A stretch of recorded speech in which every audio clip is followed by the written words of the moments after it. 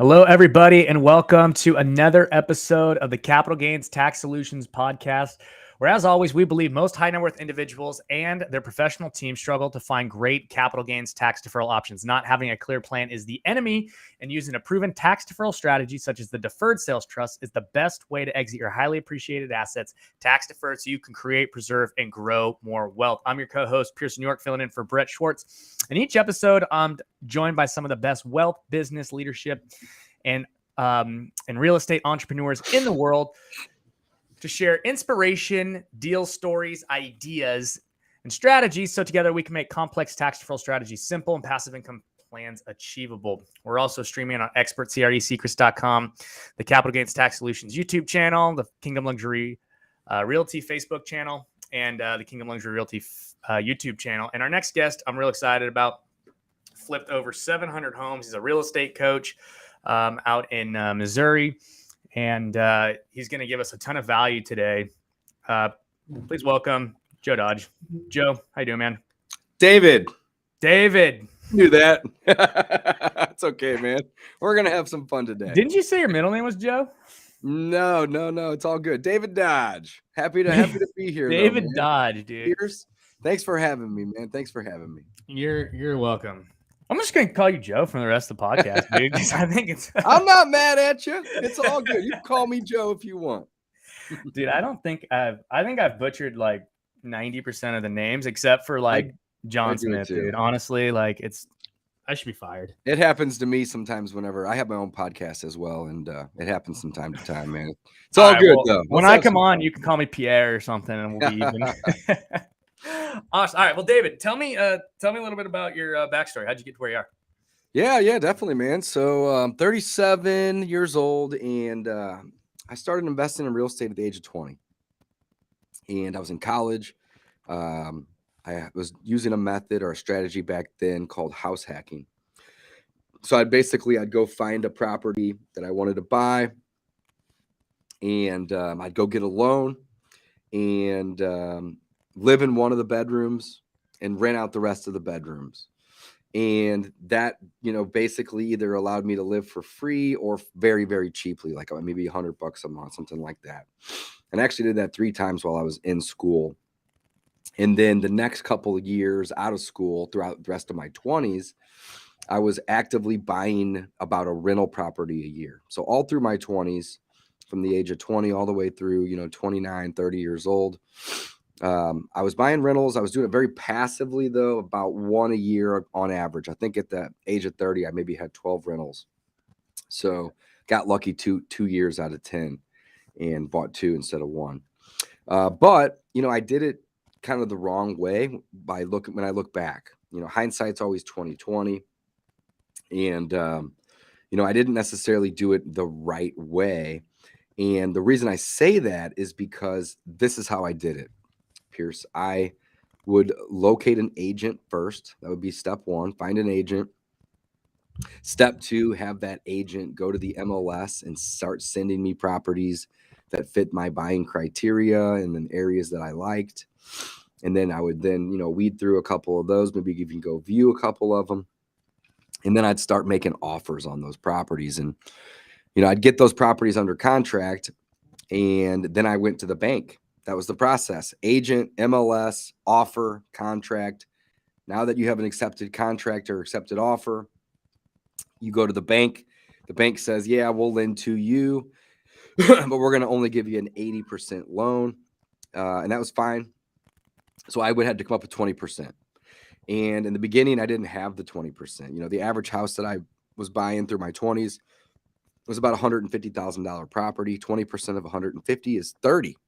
So that would mean I would need to come up with 30 grand to put down to get into these properties. Well, I didn't have that. So I borrowed that money from friends and family and acquaintances the first couple of times. I'd borrow that. I'd go get a loan. I'd acquire the house. I'd live in it, and I'd rent out the rest of the rooms. It's house hacking. And then what I would do is I'd pay back that 30 grand that I borrowed to get in it over a year or two. And I did that a couple times. And then after college, I had different jobs and different entrepreneurial stints, Pierce, where I would just save the money. I'd save the 25 or 30,000 where I didn't need to borrow that to put down, but I was always getting 80% bank loans. So that's kind of like how I got started. I started out very passively. It's always been I've always wanted to own rentals, and I've always knew that owning rentals was a great way to create wealth. It's not a get rich quick game, but it's a get rich for sure game, in my opinion, if you're Yeah. in it long enough. So you got to have that long-term mindset though. You Yeah, absolutely. can't have a 1 or 2 or even a 5-year mindset. I always have a 20 or 30-year mindset. And yeah, so for the most part, that's kind of how I got started. And then at the age of 30, I'm 37 now. At the age of 30, I said, you know what? I'm tired of these different, jobs. And I had a couple businesses as well. And none of them were really super successful. So I said to myself, I'm just going to go into real estate full time. I'm going to figure this out. And I didn't really want to be an agent or a broker. And I'm actually still not one to this day. I'm just an investor. Okay. And I said to myself, you know what? I'm going to educate myself. I'm going to learn everything there is to know about being an investor without being an agent, and figure out how I can do this with little to no money. And I basically stumbled across wholesaling. And wholesaling is such a great strategy because it allows you to use paperwork to control properties, and then you can then sell your interest in those properties. You don't actually have to buy a property to be able to make money on it, right? You can use paperwork to gain control. And I did that exclusively for about 3 years, maybe even 3.5 years, and did hundreds and hundreds of deals. And about 4 years ago, I kind of realized that, I started with rentals, did that for 10 years, even though it was slow. And then I got into real estate full time, and I haven't bought a rental in like 3 years. And I was like, you know what? I basically took a step back, Pierce, and I was like, wholesaling is great. It's a good way to make some easy money and some quick money. But you're just on this transaction treadmill when you're wholesaling. You do a deal, you get paid, and then you go back to the drawing board and you look for more deals. Well, I didn't really like that I wasn't really getting anywhere. I was making money, but I was just kind of spinning my tires. Right. So I decided about 4 years ago to get back into the rental business.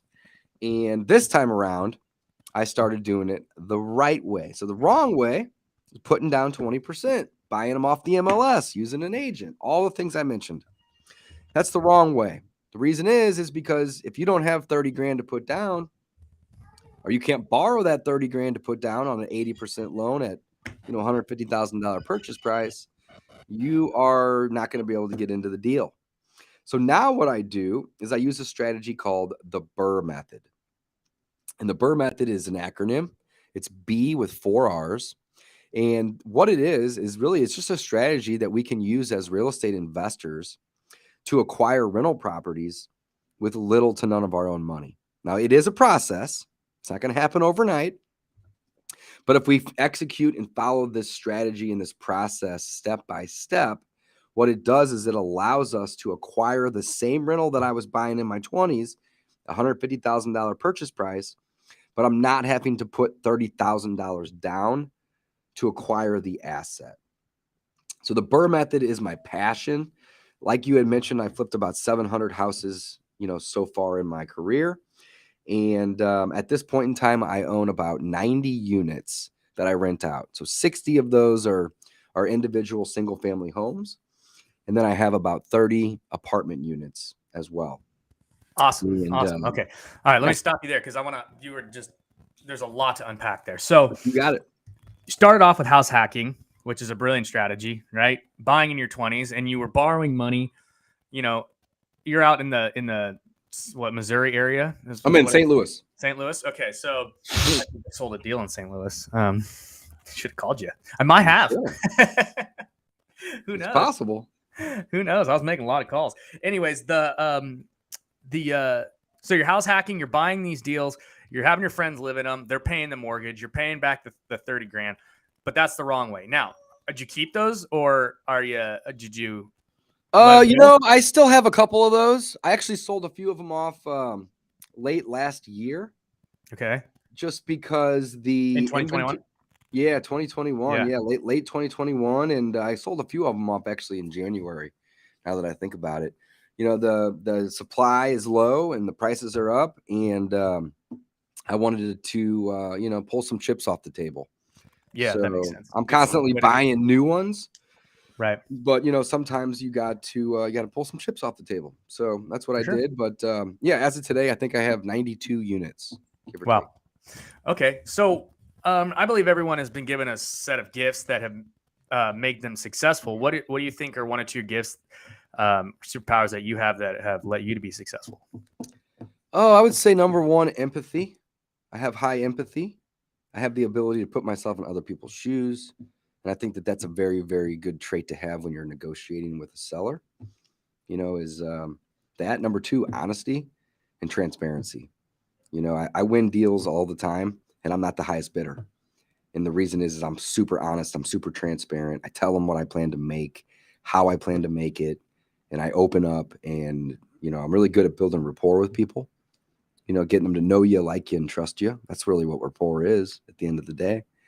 Yeah, so empathy, honesty, transparency, and building rapport, I think are, 4 or 5 major things that I pride myself on.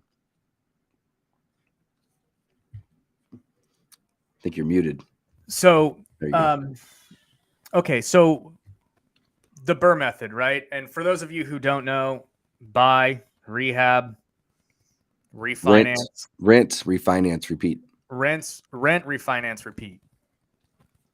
And as you get better at the Brrrr method and you start building relationships with your bankers, you can actually refinance before you rent it. However, if you are brand new and you don't have, a great relationship with either a single bank or multiple banks and credit unions, they're going to probably make you do what's called seasoning. Yeah. And that typically means that they're not going to let you refinance that loan or that property unless you've owned it for 6 months, or in some cases had it rented and prove that you know what you're doing for 6 months. So sometimes there's going to be seasoning. In fact, I had a lender call me yesterday that I've done 6 deals with this year already. And she said, "Hey, I hate to be the bearer of bad news, but with the interest rates going up and the market in its kind of crazy cycle that we're in, we got to start doing 6 months of seasoning." And I said, "All right, cool. Well, maybe I'll send you some deals. Maybe I won't, because I have a bunch of other banks that don't require that right now." That's a conversation that's starting to pop up a little bit. And oh, hey, we're raising your rates. And oh, hey, like you're not getting as good at terms as you once were. Rates are crazy right now. So yeah, and they're going to keep going up, man. I was listening to the news this morning, and they're talking about 50 basis points jumps every time they meet for the rest of the year. I think there's 4 more meetings, maybe 5. So we could basically be seeing an additional 2.5% come December. So let's dive into that, right? Like, because you got 90 rentals, right? And what are you doing is like to prepare for what's coming down the pipe here? Well, over the last 6 months, I've been refinancing my properties into 30-year loans. So that's been helpful. And I don't have I don't have 90 properties. I have 90 units, but that consists of probably around 65 individual properties. And so I got about 10% of those on 30 years at this point, which is nice, maybe even 15%. But the other ones that I have lately, over the last year and a half, 2 years, instead of opting for a 3-year fixed rate on a 20-year amortization that doesn't balloon, I never do loans that balloon. And the reason that I don't like the loans that balloon is because the amortization schedule is how you get wealthy. So if you don't understand amortization, you definitely need to learn that. And if you have a loan that balloons every 3 years, you're starting over on your amortization every 3 years. So what I like to do is I like to work with the local banks, local credit unions, for multiple reasons. Number one, they're going to lend what's called portfolio lending typically, meaning they're going to underwrite and originate your loan, and then they're going to keep it in-house. It's going to be part of their portfolio. They're not going to take it to Wall Street and sell that loan off. So number one, I like to use the local banks and credit unions because of that. Number two, I like to use the local banks and credit unions because they're just going to be easier to work with. You're not going to have 49 points of contact transferring from call center to call center during the underwriting stage. You're just going to be working with Jim or Tom or Todd. And that's it. It's just going to be easy. And then last but not least, the local banks love to lend to local people. That's their business, right? So if you are a local person dealing with a local bank and you're trying to buy a local property, that's their bread and butter. They want you. They love working with you. So local banks and credit unions are great, but to answer your question, over the last year and a half, we've been transferring or renewing our loans when they come due, or that's even wrong, when they renew. And we are locking in 5-year fixed rates with them versus 3-year fixed rates. Now we pay a little more for those, but with the uncertainty in the market right now, it just makes sense to do so. Also, one of the things that we've been doing, Pierce, is we have been asking for them to give us 25-year amortization terms versus 20, and that just helps with the cash flow. Yeah, absolutely. So increasing your amortization terms, helping with your cash flow, refining if you can with local banks, so you're not having to deal with. Yeah, we don't use any big banks. Wells Fargo, Chase, U.S. Bank, Bank of America, PNC, you name it. I avoid them like the plague. Reason is, man, they don't care about my business. Who am I? I'm just some little guy in St. Louis, Missouri that's got a few $1 million portfolio. They don't care about me. I'm nobody to them. Right. Right. But when I walk into the credit union down the street and I tell them I own, 65 properties, they're like, we want your business. What Right. can we do, Dave, to earn your business? So, I mean, why would I not want to work with those people versus these other people that don't care about me? I'm not, Yeah, and I absolutely. don't. Absolutely. Makes a lot of sense. Okay. So are you selling these properties then? Any like We do sometimes. We'll sell them turnkey occasionally if we don't like the neighborhood, or maybe we have a tenant that's a pain in the butt. We'll get rid of it, the property. But for the most part, we're not selling a ton. Yeah. We'll sell some from time to time. We also do what's called portfolio rebalancing. So what that means is, sometimes we'll maybe get an opportunity to go buy 6 or 8 or 10 houses from a single person, Mm-hmm. and we will do that. We love doing that. And then at the same time, we may have 1 or 2 houses in a neighborhood that's declining. And it's like, you know what? We don't really like to sell our assets, but if we're going to go pick up, let's say 6 from one transaction, then we're okay selling 1 or 2 of them in the neighborhoods that aren't the best neighborhoods. So, Yep. the good ones we're obviously going to hold and keep. And as neighborhoods change, we will pivot out of those neighborhoods. And occasionally things get tight, just like all businesses. And we may have 30 or 40 grand in a rental that just went vacant. And we can just say, hey, let's just list it and sell it too. Right. So we use the rental portfolio for multiple things. Number one, it creates cash flow. Excuse me. I got a cough today. Number one is cash flow. Cash flow is great. Yep. Our portfolio brings in between 18 and 22,000 a month. So it averages about 20 grand a month. And that's awesome. Right. And that income is taxed less than your earned income. It's passive income. So I love the fact that we get passive income from the rentals, which is taxed less. Number two, whenever you buy rentals and you use the Brrrr method, especially when you use the Brrrr method, you're capturing equity. Again, that is, the way to do it right. So I didn't really finish that earlier, but in the beginning, I was doing it wrong because I was actually having to come up with 20%. Now what we do is we use the Brrrr method to buy, and we don't use our own money to buy. We use other people's money. So we use hard money and private money. So we actually buy the asset, right? Own it. We then rehab it. And guess what? We borrow the money from the same person that we did to buy it to rehab it. We borrow 100% of what we need, always, sometimes 110%. Buy it, rehab it, then we go and we get it rented, and then we go to the bank and we refinance. And here's the difference. When you're going to a bank, I'm so sorry, got this cough. Whenever you're going to a bank for a purchase, they're going to say, we'll give you an 80% loan. Right. And they're going to lend 80% of the purchase price, assuming that purchase price is equal or less than the appraisal. If it's less than the appraisal, they're going to lend 80% of the appraisal. That's how it works, period, right? When you're using the Brrrr method, the purchase price is irrelevant.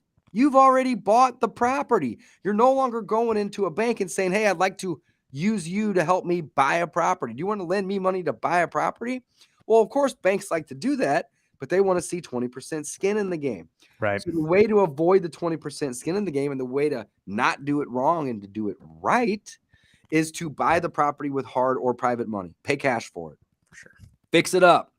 Get it rented. Now you have an asset. A property that's vacant is a liability. A property with a tenant in it is an asset. If you don't know the difference between an asset and a liability, here's the simplest definition. Assets put money in your pocket. Yep. It's that simple. Every month, every quarter, every year, they're putting money in. They're not taking it out. They're putting it in. So once that property has been purchased, it's been rehabbed, and it's been rented, now you go to the bank and you no longer use this pitch. You no longer say, hey, Mr. Banker, I would like to buy this house over here. Can you give me a loan to buy it? Instead, you say, hey, I already own this home. It's rented. Oh, and it's rehabbed. And I would like to refinance it and get a little bit better rate. And they're going to say, great. They're not going to ask you what you paid for it. Not at all. They're going to say, great. Let's send the appraiser out, and then we're going to lend you 80% of what it appraises for. So check this out. If I can buy a property at a discount, Okay. that's the B. Rehab it, that's the first R, which is going to also force appreciation on that property, right? And get it rented. Now check this out. When I rehab a property, I'm doing 2 or 3 things. Number one, I'm going to allow myself to get higher rent. Right. Because it's going to be fresh and new and clean, right? Yeah. Number two, I'm going to increase the value of it, which is going to help the appraisal. Yep. Number three, I'm bringing back neighborhoods because I'm buying houses that need a ton of work, Of course. So we're buying it at a discount. We're rehabbing it. Buying it at a discount, we're going to capture a little bit of equity, hopefully 15 or 20%. And then we're going to rehab it, and we're going to increase that up a little more because we're going to force appreciation. Then we're going to get it rented, top of the market rent or at a minimum market rent. Then we're going to go to the bank, and the bank's going to say, hey, we would love to refinance this loan. They're not creating new risk. They're transferring existing risk. So when banks create new risk, the underwriting process is going to be strenuous. It's going to be deep. It's going to be a lot more complex than if they are refinancing because they're piggybacking off of somebody else's risk. And they're assuming that if somebody else took the risk, that they're okay taking the risk. Yeah. It's really wild the way that works like that, but that's how they think. So to sum this up, Pierce, and not to bore you, hopefully I'm not boring you. No. But now when I walk into a bank and I already own a house, it's been rehabbed and it's already rented. Sometimes it may not be rented quite yet, full transparency. But if you're brand new, you're going to have to rent it first. Right. And I'm going to say, hey, I owe this guy money on this house that I bought. It's a great house in a good neighborhood. It's rehabbed. It's rented. But I'm paying a kind of a high rate to this guy. Would you guys be interested in refinancing this? And they're saying, hold on, you're not coming up to us to ask to purchase? You already own it? And I'm like, oh, yeah. It's already in my name. I already own it. And they're going to say, yeah, refi all day, man. When can we send the appraiser out? And they don't ask me what I paid for it. They don't care. Right. And they rarely ask me what I spent on my rehab, but occasionally they're going to want to see that I've done more than just $2,000 or $3,000 worth of work. Typically, the banks like to see 15 or 20 grand at a minimum, ideally above 20. And then they're not going to mess with you. They're not going to bother you with the purchase price. They're just going to send the appraiser out. So here's the goal. And this is how I'm going to sum this up. If you can be all in, all, purchase, rehab, holding cost, closing costs, utilities, whatever, lawn care, you name it, all in at 80% of what it appraises for or less, you can acquire an asset in the end with no money, none of your own money. Yep. None of it. So like you got to think that's purchase, that's rehab, that's all the holding, closing. It also includes the interest to that private or hard money lender. So for me, we try to be all in at 75% because then that other 5% difference is typically going to make up the interest that I have to pay the lender, which isn't typically calculated in until the very end. Right. So the goal would be at this point is to acquire rentals a couple a month at a minimum with little to no money out of pocket. So we've done several, probably 10, maybe 15, where we've actually walked with money. Yeah. Right. I walked on one with 53 grand. How cool is that? That's a good deal. Walked on one last week, literally a week ago today, now that I think about it, or last Wednesday. And I walked with 5,200. Wasn't a huge check, but I got a rental that we've acquired. It's been rehabbed and now it's rented, and I got paid to buy that deal. It's amazing. So I know that this is a podcast and a lot of people may not be watching me right now, but if you are watching me, and I'll explain, I'm sitting in front of a wall, and this wall has basically got a little Monopoly board built out on it. And this Monopoly board is how we keep track of all of our properties. I like that. And the average property on this board was acquired with an average out-of-pocket cost of $1,200 at refi. That's the average on the wall, $1,200. So after 3 or 4 or 5 months of cash flow, I've gotten that 1,200 back, Right. and I'm into these for zero. So the goal, whenever I'm doing the Brrrr method, is to borrow 100% of what I need to buy it, fix it, all the above, increase it, and gain my 20% equity. In the beginning, I was having to borrow the 20% or save it up. Now, I don't even think about 20% in terms of cash. What I do is I say, hey, I need to just buy this at a really, really good deal, fix it up, rent it. By fixing it up, not only is it going to increase the appreciation or increase the value of the house, it's going to appreciate, but it's also going to allow me to collect more rent. I mentioned that. And then I'm going to go to the bank and I'm going to refi, and I'm going to get a loan this time, not on 80% of the purchase price, but 80% of the appraised value. And that's the game changer. So now I'll never go buy a property and put down 20% ever again, ever again. Now it's like, let's find deals, let's find discounts, and let's use our brains to acquire 20% worth of value or equity in the deal and use that as the down payment versus cash out of my pocket. I love it. Absolutely. It's a brilliant method, and it's a widely known kind of like thing in the real estate, investing world, right? The Brrrr method. And so it's phenomenal. But what it allows you to do also is allows you to keep the properties. And that's huge because when you refi, you guys don't pay taxes. And so when you're pulling cash out, if you even like, sometimes you'll cash out, like you were talking about, you pulled tax out free because it's not totally. income, it's debt. So Totally. let me talk about that just for a second, Pierce, because this is one of my favorite things when it comes to real estate. Most people's goal every day when they wake up is to go make more money. And that's not a bad goal per se, but it's not a wise goal in my opinion. Reason is because the more money you make, the more money you pay in taxes. In taxes, a lot of people, if you were to ask them on the street, hey, what do you think the average person pays in taxes in terms of percentages? And they're going to say, oh, roughly about a third. And they're not wrong, but they are wrong. Here's why. They're not wrong because that's how much people typically will pay, 35% roughly, give or take, on the income that they make. Mm-hmm. But the problem is that's not where your taxation stops, right? So you're going to give away a third of your money whenever you make it. Mm-hmm. Then when you go and you spend your money, you're going to have to pay sales tax. Yep. And that's going to be 8 or 10 or in some cases 12%. So you're taxed when you earn it, you're taxed when you spend it. So that 35% turned into 45% of the cost of the government being around, right? Now you buy a boat or a plane or a car or a trailer or a mobile home or a jet ski or a house. Yep. And you have to pay annually to own it. You got to pay real estate taxes or personal property taxes. That tax on another 5%. So now we're at 50%. And then whenever we go and we buy specialty products, not only do we have a sales tax, but we have an additional tax like cigarettes and alcohol and gasoline. And you have more taxes that you have to pay just to buy these certain products.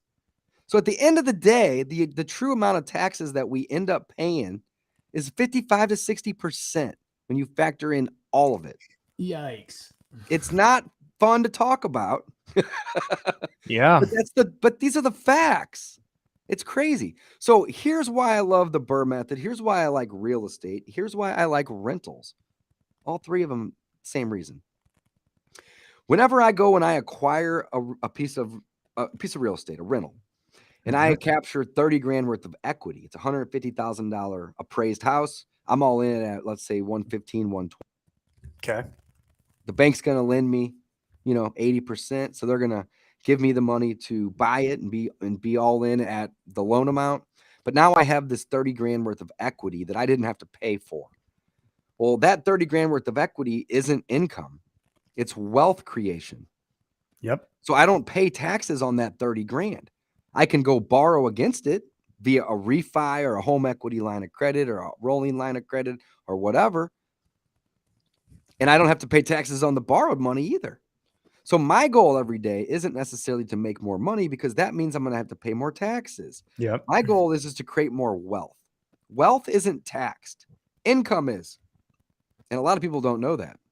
That's a fantastic point, and it's a great segue to this question, right? So, I'm sure you are familiar with the capital gains tax and the 1031s, right? And stuff like that when you go and liquidate Yep. your property. So, what has been your biggest frustration with that capital gains tax or the 1031 as it stands right now?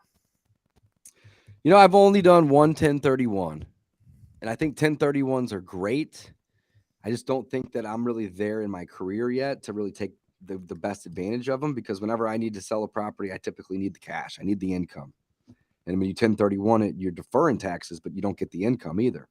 So if you use 1031s, you don't have that income event or that taxable event. So sometimes having the taxable event is needed, but I think 1031s are great. I know people that use them a ton, and they're a great way to defer your taxes.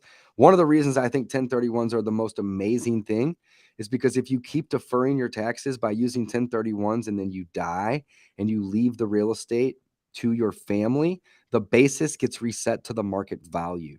Yep. So the 1031s really, if you take 1031 and you add death on it, it's a flawless strategy to avoid paying taxes. But you got to die for that to work. So if it's something that you're trying to leave a legacy, it's amazing. But if it's just you trying to not pay taxes for you, you can't really avoid that until death. So 1031s are great. When it comes to capital gains on on real estate, obviously you're going to pay less whenever it's a long-term gain. But it can be a little tricky whenever you are a full-time real estate investor and you're buying and selling properties as your main business.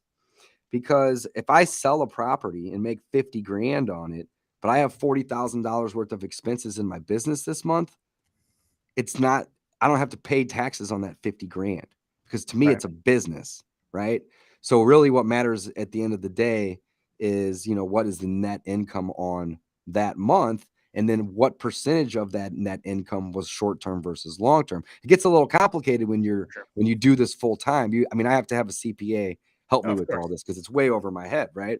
Yeah. But if you are a passive investor and you're not buying and selling 10 houses a month like I am, then hold the property for 366 days if you can, because your taxes are probably going to be, I don't know, 40 to 50% less, give or take.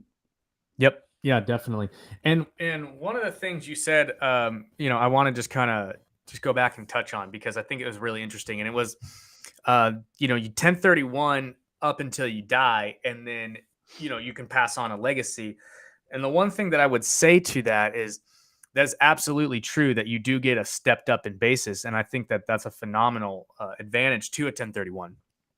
But if you're over the threshold of 11 million bucks, and or you're married and you have 22 million together, what ends up happening is you get taxed 40% above and beyond that 22 million mark. So if you got a property that's 22 million, that's a 40% death tax on your estate that has absolutely nothing to do with the capital gains tax. And so the 1031 is phenomenal for the capital gains tax, but the elephant in the room, right, is this, now you have this estate tax that you have to deal with if you're over that threshold. I wasn't aware of that, but I'm glad that I learned that today. So yeah, so one of the things that we use is so we use a deferred sales trust. And what's unique about the deferred sales trust is that it removes assets outside the taxable estate. So not only do you get to defer the capital gains tax, but you also get to defer the estate tax upon your death, because your heirs can go back in. It also provides you with the ability to cash flow, as opposed to just going right back into a hard asset like a real estate. On top of that, you can reinvest those funds in whatever you want. It's like kind of agnostic. So you don't have to 1031 into, a property. This isn't exact, and there's a lot of, language that's wrong with it, but conceptually, right, it's almost like you can kind of 1031 into a self-directed IRA account and invest in whatever you want without the time constraints either. So you get the power of the timing, you get the tax deferral, you get to move it outside the taxable estate. And it also works for crypto. It works for a business. It works for stocks. It works for commercial real estate. It works for a primary home. It works for appreciated notes. It works for anything. So it's a phenomenal strategy when it comes to So whenever so what does it consist of to create a trust? I don't have any trusts yet. So this is a special trust. This is a business trust that you create when you're going to have a liquidity event, right? So if you're going to go and you're going to sell something, I'll give you an example. There's a gentleman. I live out in Newport Beach, luxury realtor out here in Newport Beach. There's a gentleman who bought 2 properties back in '88 and '90 for like total of like 1.2 million bucks. He depreciated everything down to 100%. Property's right on the sand. House is worth 12 million bucks easy. Okay. He's going to sell it. Upon selling that property, okay, those 2 properties, he's going to have about $4 million in capital gains tax alone, just on that. His basis is pretty much zero, and he's got a $12 million gain, 30% of that for probably way more. Depreciation, recapture, and all that. But this guy 1031s, he's in his 80s, right? He's got to go and he's got to hold the asset, and it's got to cash flow and stuff. That's really it. He can only go back into real estate. But if he does a deferred sales trust, he can defer all those $4 million, take all the net proceeds. He can put it into the trust, invest it in super conservative, assets if he wants, cash flow out of it, go back into real estate when he finds a good deal, and he can live off the interest and be totally good to go, completely. So you can't pull that out of the trust, though, can he? Sure, you can pull it out. Is it taxable at that point? At that point, yeah, you would get taxed on it. But my question to him is like, what do you want to pull it out for? So what are you going to invest it in, right? What are you going to do with it that is gonna make that you can't do with the trust? Because you can invest it anything like you want with the trust. So the only thing you can't really do is go buy another primary home or whatever. In that case, what we would do is we would just have him do a cash out refi to the amount that he's going to want to, pay the up to his basis. Take out what he wants as a down payment. Go buy a new house with the down payment. sell the asset, right? Put everything in the trust. The cash flow from the trust, earning a 8%, 9%, 10% is going to be more than the 5.5% to 6% on the note that he's going to pay. So he's going to earn a 4% arbitrage on the difference. And then he can use that income that's coming in from the trust to qualify for a loan.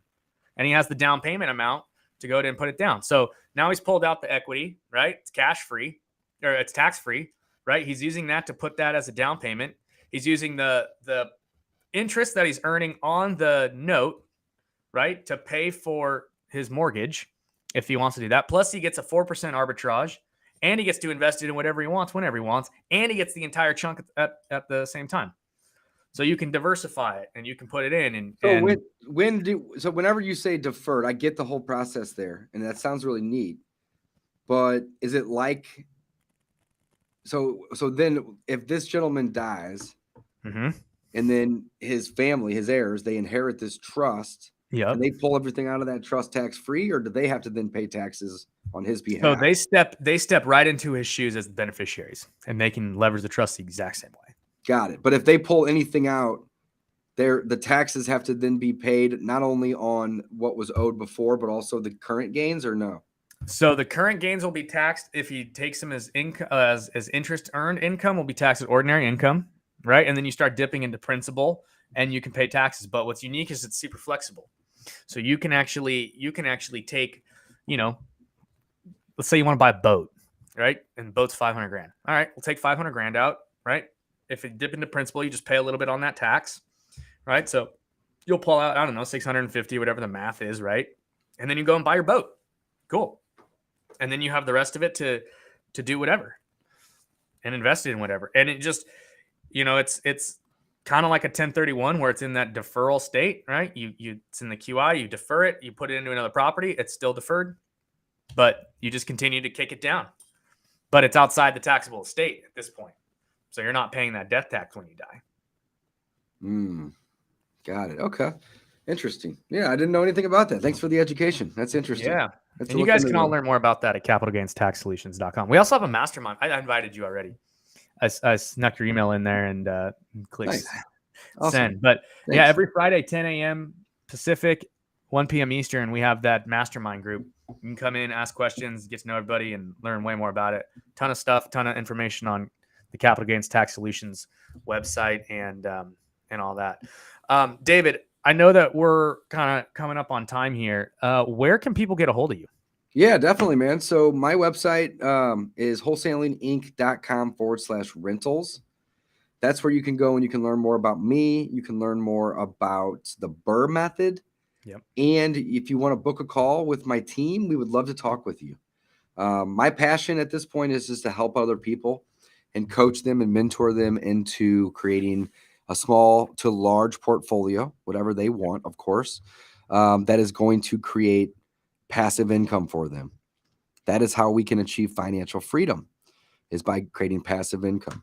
So my goal is just to help. It's to mentor. It's to coach. We have a great group of students at this point, and I'm always looking to help more people. So yeah, go head on over to wholesalinginc.com/rentals, and that's spelled WHOLESALINGINC.com/rentals. Awesome. So yeah, guys, go definitely check that out if you're interested in learning how to wholesale or the Brrrr method at all, building that portfolio up for that passive wealth. And David's a phenomenal coach. So get out there and learn what he has to say. A lot of wisdom, a lot of experience, and you won't regret it for sure. So, and if you guys are interested, capitalgainstaxsolutions.com, mastermind every Friday, 10 a.m. Pacific, 1 p.m. Eastern. And Dave, thanks so much for coming in. Do you have any final words? Oh man, just thanks for having me. Super grateful to have this opportunity to share a little of my wisdom with your audience. And yeah, I mean, final words I would say is, when it comes to being a real estate investor, you make your money when you buy, you get paid when you sell. I mean, it's that simple. So if you're not buying deals, if you're going to the MLS and you're paying retail like I did for the first 10 years, and I refer to that as the wrong way, it's going to be difficult to make money in real estate in the short term. If you hold it for a long enough time, you're probably going to make some money. But if you can buy deals from the get-go, you can turn around and you can sell those properties right away. So you make your money when you buy, you get paid when you sell. Yeah, absolutely. Wise words, wise words. So, and thanks again, everybody, for listening to another episode of the Capital Gains Tax Deferral Podcast. As always, we believe most high net worth individuals and those who work with them struggle to clarify their capital gains tax deferral options. Not having a clear plan is the enemy, and using a proven tax deferral strategy such as the deferred sales trust is the best way to exit your highly appreciated assets so you can create, preserve, and grow more wealth. Please rate, review, and subscribe. And thanks again, everybody. We'll see you